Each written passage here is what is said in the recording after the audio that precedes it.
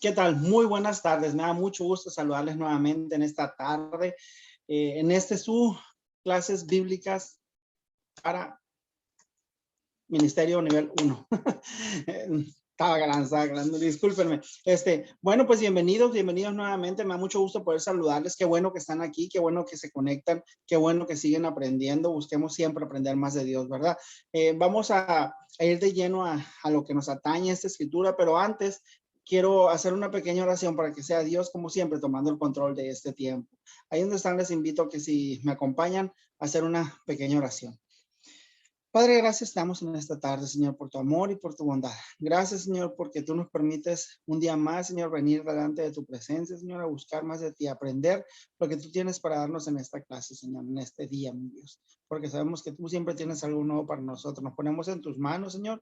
Declaramos los aires limpios y quitando toda perturbación, Señor, en el ambiente para que esta clase sea dada de la manera correcta, Señor. Asimismo, que tú nos das el entendimiento para poder captar de la manera correcta, Señor, lo que tú has de hablar en esta noche, Señor. Me pongo en tus manos y claro que cada palabra que sale de mi boca viene de ti, Señor, para edificación de tu pueblo, Señor, que es a lo que tú nos has llamado, Señor. Te damos gracias, nos ponemos en tus manos y te pedimos que seas tú obrando en este tiempo, Señor. En el nombre de Jesús. Amén y amén. Muy bien, decía nuevamente estamos en estas clases bíblicas para ministerios, ya están en su nivel número 8, su lección número 8, estamos a punto ya de terminar. Yo les animo a que no se cansen, que sigan buscando y que pronto ya pueda verlos terminando estas sus clases, ¿verdad? La lección número 8 que vamos a ver el día de hoy se llama Predicando el Evangelio. Yo no sé cuántos de ustedes les guste predicar o les guste llevar el Evangelio a cada persona que conocen, pero esa es la lección del día de hoy. El hacer esta función de enseñanza, de enseñar lo que hoy estoy yo haciendo o lo que ustedes están haciendo también, tomando estas clases, llamamos discipulado. Eso es más que nada hacer lo que Dios ha establecido para que su iglesia sea edificada. Es necesario que esto que hoy estamos haciendo sea establecido. Dios lo dejó establecido de esa manera y que sea hecho para que su iglesia sea edificada. Es decir, que su iglesia vaya creciendo, que sea preparada y que no seamos una iglesia conformista que no crece. Dios nos quiere llevar a más. Sin embargo, todo lo que nosotros hablamos tiene que tener una base bíblica y esta no es la excepción. La base para ese entendimiento la encontramos en la carta del apóstol Pablo a los Efesios, en Efesios 4:11. Yo tengo una versión traducción en lenguaje actual que ustedes están mirando en pantalla, que dice de la siguiente manera: Él fue quien les dio a unos la capacidad de ser apóstoles, a otros la de ser profetas, a otros la de ser evangelistas y a otros la de ser pastores y maestros. Hizo esto para que todos los que formamos la iglesia, que es su cuerpo, estemos capacitados para servir y dar instrucción a los creyentes. Fíjense nada más que importante. Él fue, dice, quien nos dio la capacidad. Él fue quien nos dijo qué es lo que teníamos que hacer. Y a cada uno nos dio una capacidad diferente. Tal vez a algunos les dio todas las capacidades que acabamos de mencionar, pero nos dice que a unos para ser apóstoles, a otros profetas, a otros evangelistas y a otros pastores y maestros.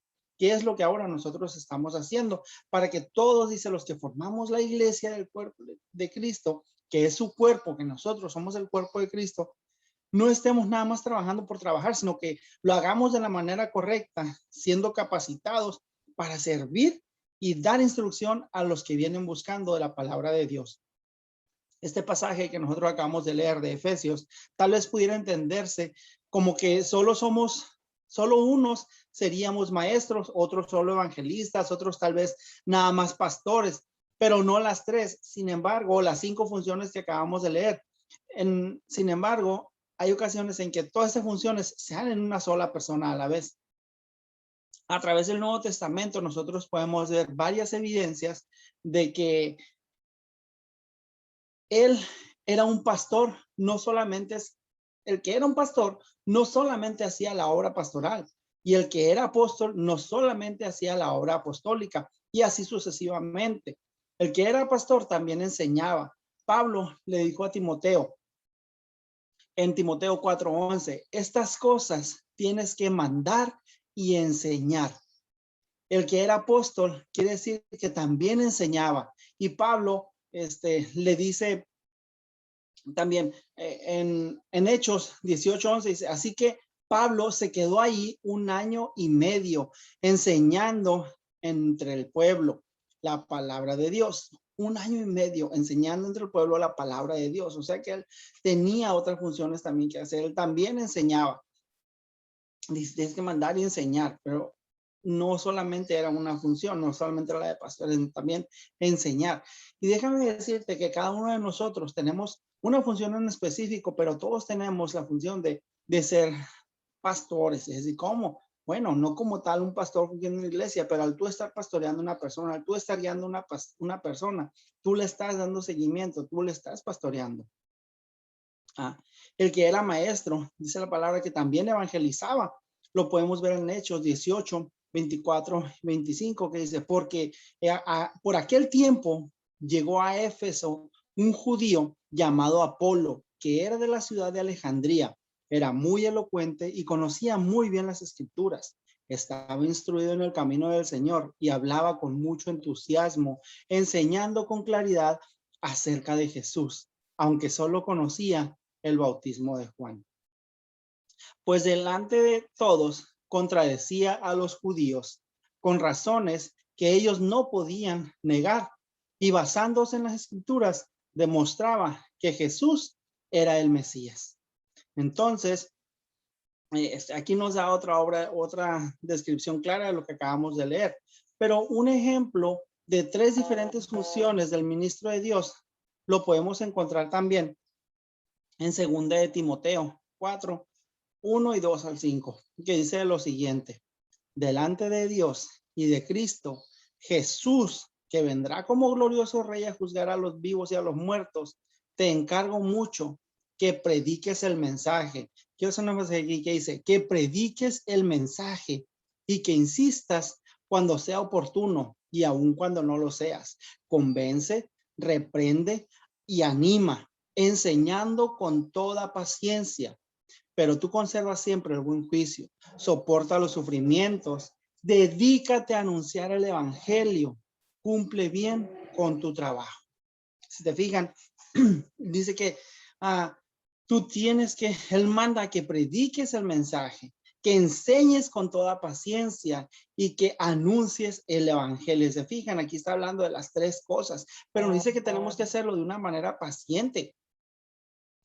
Es decir, predicar el mensaje fungiendo como un pastor, enseñando con toda paciencia como un maestro y anunciando el evangelio como evangelista. Si podemos ver, aquí nos habla de las 3 funciones que mencionábamos. Entonces, esto lo tenemos que hacer, dice, con toda paciencia, con todo el amor, como Jesús lo haría. Entonces, a veces Dios nos llama a hacer esas cosas, esas 3 cosas que Jesús dejó para que nosotros hiciéramos. Pero, ¿qué es ser un evangelista? Nuestra iglesia es una iglesia evangélica, somos cristianos evangélicos, por ende todos nosotros tenemos que llevar el evangelio donde quiera que nosotros vayamos. Evangelista simplemente es alguien que comparte con otra persona o con más de 1 o 2 personas el evangelio de Jesucristo, lo cual quiere decir que les da las buenas nuevas de salvación. ¿Cuáles son las buenas nuevas de salvación? Bueno, las buenas nuevas de salvación son, número 1, que Dios ama incondicionalmente a todos. Juan 3:16 dice, pues Dios amó tanto al mundo que dio a su hijo único, para que todo aquel que cree en él no muera, sino que tenga vida eterna. Número 2, que su amor fue demostrado al enviar a Jesús para morir en nuestro lugar. Romanos 5:8 nos dice, pero Dios prueba que nos ama, en que cuando todavía éramos pecadores, Cristo murió por nosotros. Y número 3, el que se arrepiente de sus pecados, Dios le perdona todos sus pecados. Colosenses 2:13 al 14.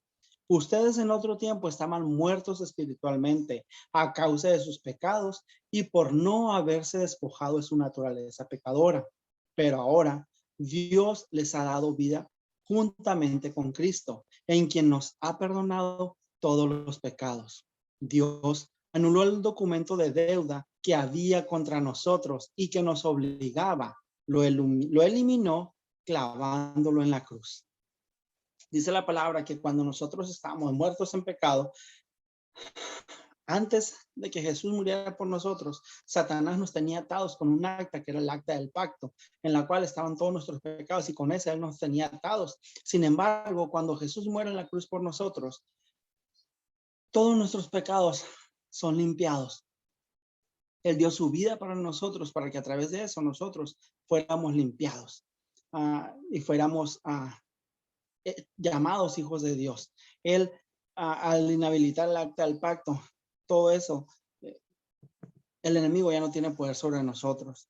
La cuarta parte es de las buenas nuevas, es que todo aquel que cree en Jesús como su Salvador personal, tiene salvación para vida eterna. Es decir, si con tu boca reconoces a Jesús como Señor y con tu corazón crees que Dios lo resucitó, alcanzarás salvación. Pues con el corazón se cree para alcanzar la justicia y con la boca se reconoce a Jesucristo para alcanzar la salvación, nos dice Romanos 10 del 9 al 10. Entonces,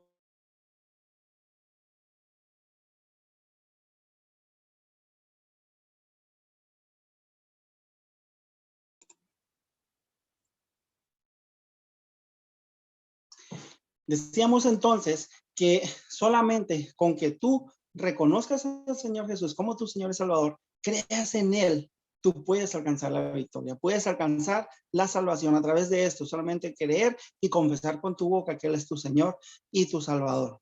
Cuando tú haces esto, que tú das estas buenas nuevas de salvación, que las compartes con otras personas, tú como siervo o sierva del Señor estás haciendo la obra evangelística.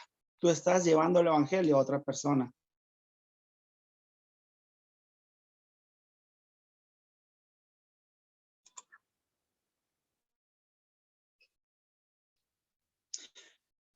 Tú como siervo o sierva del Señor estás haciendo la obra evangelística. Sin embargo, al evangelizar se debe considerar algunas cosas, como lo vemos en la palabra de Dios, usando un simple sentido común y mucha prudencia. En ese sentido, se debe considerar lo siguiente cuando se está evangelizando uno a uno, cuando tú estás con otra persona llevándole la palabra de Dios. Y lo primero es que seas muy natural, evitando dar la impresión de ser una persona sabia o un religioso o una persona rara que lo digan, uy, no, no le entendí ni cómo me hablaba. Ser muy natural, de una manera muy sencilla, decirle, ¿sabes qué? Estás pasando mal, yo conozco a alguien que te puede ayudar. Yo conozco a alguien que puede cambiar tu vida. ¿Cómo así? Tú le empiezas a platicar, no tienes que andarle hablando con Ave María y que aleluya y que gloria a Dios y no tan religiosos, ni mira que en el texto tal, en el versículo tal, porque va a decir, ajá, y luego, no, de una manera muy natural, evitando la impresión de que sabes mucho, de que eres una persona muy religiosa, porque Dios no quiere religión con nadie, Dios quiere una relación. Entonces, tienes que presentárselo de una manera muy natural. Dos, tratar de conocer qué tanto la persona conoce de Dios y sus posibles prácticas religiosas. Es decir, que tú sepas si esa persona cree o no cree en Dios, cree o no cree en Jesús, si practica alguna otra doctrina, practica alguna otra religión y hasta dónde esta persona llega con sus prácticas religiosas para que en base a eso tú puedas decirle y no va a ser que se te vaya a insultar por algo que tú le estés diciendo, porque tampoco se trata de hablar mal de las otras religiones, ¿no? Nos queremos ganar a la persona, tienes que dejar a un lado y respetar su derecho de su manera de pensar. Tener cuidado de no juzgar o no avergonzar a nadie. Esto a través de lo que te estaba mencionando, de que tú tienes que tener mucho cuidado de que no vayas a sentirse juzgado por lo que tú estás diciendo. Es que fíjate que en la iglesia fulana de tal, que en la católica hicieron esto, que en los testigos, que en los mormones, que no sé qué, son así, así. No, tú no tienes que juzgar a nadie. Simplemente háblale la palabra de Dios y no trates de avergonzar a nadie. Comparte tu testimonio cuando sea prudente en relación al tema. Muchas veces Dios nos permite pasar por situaciones, porque eso lo vamos a usar para nosotros poder ayudar a otras personas. Sin embargo, va a haber ocasiones en que tú quieras compartirles algo, pero si no es de Dios, no tienes que hacerlo. Tienes que ser muy prudente cuando vas a hablar de lo que es su testimonio. A lo mejor están hablando de X cosa y tú sales con tu testimonio y no tiene nada que ver con lo que están hablando. Que Dios te dé gracia y que sea Él mostrándote cuándo es que tienes que hablar. Ser sensible más que nada a la guía del Espíritu Santo. Cuando tú haces eso, va a ser muy fructífero. Hechos 8:29 dice, el Espíritu le dijo a Felipe, ve y acércate a ese carro. Cuando tú eres una persona sensible a la guía del Espíritu Santo, vas a escuchar la voz de Dios. Va a ser algo muy audible. El Espíritu Santo te va a guiar. Dice la palabra, ¿qué hemos de pedir? No lo sabemos, pero el Espíritu Santo intercede por nosotros. Entonces, si tú eres sensible al Espíritu Santo, el Espíritu Santo va a interceder por ti y va a llevarte a hacer lo que tengas que hacer. Usar inteligencia y astucia para introducir el lenguaje. Hechos 17, 22 al 23 nos dice, Pablo se puso de pie ante los de la junta y les dijo, habitantes de Atenas, he notado que ustedes son muy religiosos. Mientras caminaba por la ciudad, vi que ustedes adoran a muchos dioses y hasta encontré un altar dedicado al Dios desconocido. Pues ese Dios que ustedes honran sin conocerlo es el Dios del que yo les hablo. Aquí él estaba usando algo que ellos practicaban para poder hablarles o introducir mensajes acerca de la palabra de Dios. Tú tienes que ser muy inteligente para saber cómo le vas a hablar. No sé que está en una reunión y tú llegas, oye, te quiero hablar de Jesús, fíjate que empieza a decirle así. No, tienes que saber y esperar el momento preciso para que tú puedas hablarle a alguien de la palabra de Dios. Y en este caso, tenemos que tener en cuenta el punto anterior donde decía que seamos sensibles al Espíritu Santo. Cuando tú lees al Espíritu Santo, te va a dar el tiempo y el momento adecuado para hacerlo. Y te va a dar sabiduría y gracia para poder entrar cuando tiene que entrar. Punto número 7 nos dice que debes de confiar más en la gracia de Dios a través de usted y no en sus propias habilidades, en sus propias. Es decir, cuando tú vas a hablarle a alguien, tú tienes que entender que es Dios quien lo va a hacer, que es Dios quien te va a dar la gracia, que a través de Dios tú vas a poder hablar a esa persona, que no es porque tú conozcas mucho, porque te sepas mucha Biblia, porque seas un buen orador, que seas un buen predicador, que porque a lo mejor es una persona muy buena comunicando cosas a la gente, pero no es con tus habilidades, es con la gracia de Dios que vas a obrar o vas a trabajar en esa persona. Que dejes que el Espíritu Santo redarguya el corazón y no tanto que sea convencimiento. No es como que es que tienes que hacerlo. Es que mira, si no haces esto, no, tampoco amagando a la gente, sino que el Espíritu Santo sea obrando y que la persona sea quebrantada y que ya realmente haya un cambio genuino en ellos. Porque va a ser el Espíritu Santo el que está obrando a través de ti, no tú. No dejes que la conversación se vuelva una discusión, ni trates de ganar ninguna discusión. No se trata de ponernos en problemas tampoco con nadie más. No se trata de entrar en controversia con la gente. Tú tienes que ser siempre pasible y si sientes que la situación se está tornando un poco difícil, mejor así déjala. No se trata de ganar nada, porque cuando tú quieres ganar una discusión vas a perder la oportunidad de llevarle a esa persona a conocer a Cristo. Y punto número 10. Guía a la persona a la oración de fe, mencionando lo siguiente en la oración. Primer punto es arrepentimiento de pecados y una vida sin Jesús y sin su palabra y pedir perdón por ello.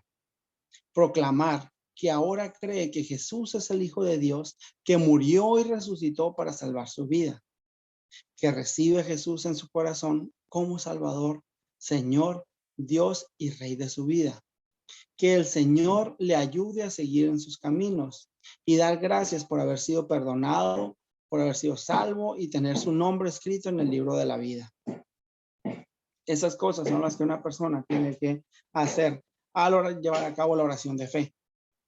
Arrepentirte de tus pecados, entregarle tu vida a Jesús, declarar que ahora Él es tu Señor y tu Salvador, que le recibes en tu corazón, que te ayude a seguir sus caminos y que te le das gracias por tenerte en el libro de la vida. Algo tan sencillo, pero que es tan poderoso. Esa es la oración de fe. Sin embargo, vamos a encontrarnos nosotros muchas objeciones comunes de las personas que están siendo evangelizadas y algunas de ellas vamos a verlas a continuación. Cuando tú le estás llevando el evangelio a alguien, puede ser que esa persona te diga, tengo miedo de que no voy a poder seguir en los caminos del Señor. Primera de Corintios 10:13 nos dice, ustedes no han pasado por ninguna tentación que otros no hayan tenido y pueden confiar en Dios, pues Él no va a permitir que sufran más tentaciones de las que puedan soportar. Además, cuando vengan las tentaciones, Dios mismo les mostrará cómo vencerlas y así podrán resistir.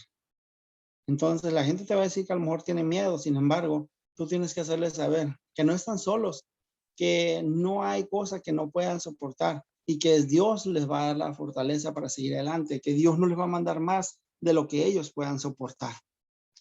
Número 2 es, va a haber personas que tal vez te digan, temo que Dios no pueda perdonarme de todo lo que ha hecho. Y es algo muy común. Es que yo soy una persona muy mala y he cometido muchos errores. Sin embargo, la palabra de Dios en 1 Juan 1:9 nos dice, pero si reconocemos ante Dios que hemos pecado, podemos estar seguros de que Él, que es justo, nos perdonará y nos limpiará toda maldad. Ya lo hemos visto y aquí nuevamente nos lo dice. Si reconocemos que hemos pecado, es lo único que tienes que hacer. Y no importa lo que hayas hecho, no importan tus pecados pasados, Dios sabía que íbamos a seguir fallando y Él ya pagó por todos nuestros pecados, presentes, pasados y futuros. Así que no importa lo que hayas hecho, Dios te ha perdonado. También va a haber gente que sea el caso contrario y te diga, ay, pues si yo no soy tan malo, yo no he hecho maldades. Dice la palabra, todos hemos pecado y por eso estamos lejos de Dios. Aquel que diga que no ha pecado es un mentiroso. Así que el que diga que no es tan malo, no importa qué tan malo seas, eres un pecador hasta que no te arrepientas. Número 4, que yo me he encontrado varios con esto, que dice, todavía quiero disfrutar la vida. Piensan que al volverte a Cristo no vas a disfrutar la vida. Sin embargo, la palabra de Dios en Juan 10:10 dice, yo he venido para que todos ustedes tengan vida y para que la vivan plenamente. Déjame decirte que yo creía que vivía una vida feliz antes de conocer a Dios, pero yo entendí que yo empecé a vivir la plenitud de mi vida cuando le acepté en mi corazón. Yo pensaba que antes disfrutaba la vida, pero yo entendí que empecé a disfrutarla realmente cuando yo se la entregué al Señor. Número 5 y último, ¿qué dirán mis amigos, mi familia o mis familiares? Y muchas veces aquí es lo que más nos cuesta trabajo. Es que, ¿qué van a decir?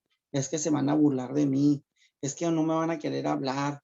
Es que se van a apartar de mí. Es que me van a decir que soy un religioso. Es que se van a burlar de mí. Dice la palabra en Hechos 16:31. Cree en el Señor Jesús y obtendrás la salvación tú y tu familia. En Mateo 7 nos dice, bienaventurado seas si por mi causa vituperean, te maldicen. No importa lo que te digan, o sea, a Jesús lo maldijeron. El Señor te dice, no importa que te maldigan, no importa que hablen a tus espaldas. Bienaventurado seas por ello. Demos gracias a Dios que alguien se ría de nosotros por ello, porque quiere decir que algo estamos haciendo bien. Quiere decir que estamos haciendo las cosas que a Dios le placen. No importa cuándo se rían de ti, no importa cuándo se burlan de ti. A Jesús se burlaron de él, lo escupieron, lo maltrataron, lo injuriaron, hicieron muchas cosas para hacerlo sentir mal. Lo cercenaron, lo mayugaron, lo mutilaron cuando no tenían que hacerlo y todo eso lo hizo por ti, por mí.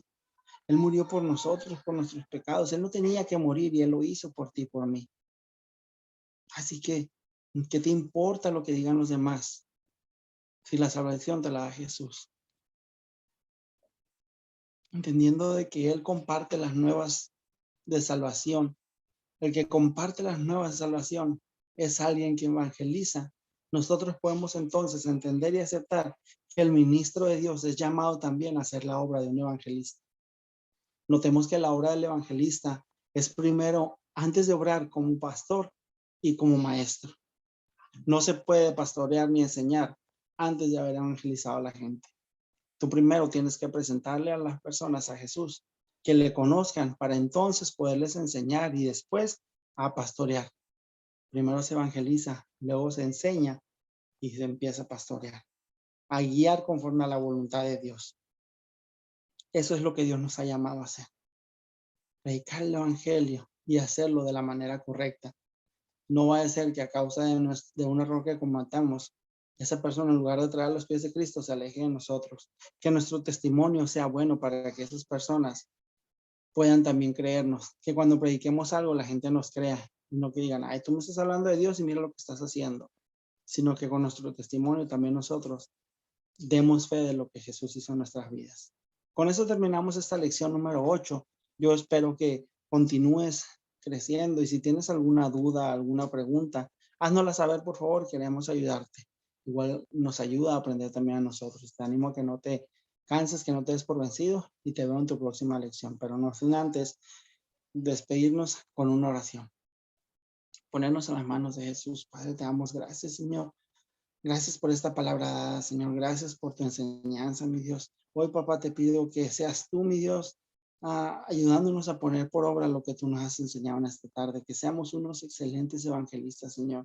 Que tú pones en nuestra boca, Señor, un tremendo, que pones palabra de sabiduría, Señor, para poder hablarles a las personas de ti, Señor. Que tú nos das gracias, Señor, para predicar el evangelio de la manera grata, Señor, y que así podamos traer más almas para ti, mi Dios. Nos ponemos en tus manos y declaramos, Señor, que tú estarás con nosotros siempre. En el nombre de Jesús, en tus manos estamos. Amén y amén. Dios nos los bendiga. Les mando un abrazo y nos vemos la próxima. Hasta luego.